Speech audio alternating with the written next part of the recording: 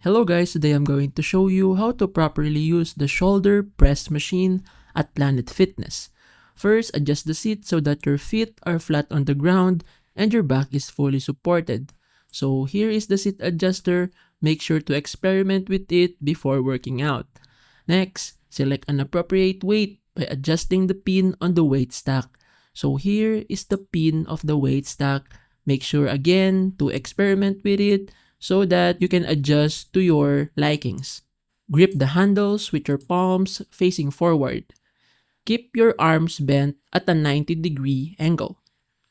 After that, engage your core muscles and press the handles upward until your arms are fully extended overhead.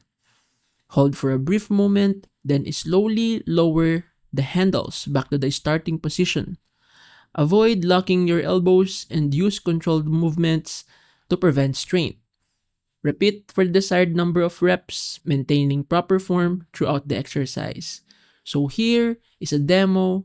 Make sure to follow this woman on what she is doing. Observe the elbow flex, observe the feet, observe the proper angle, and everything. That's it.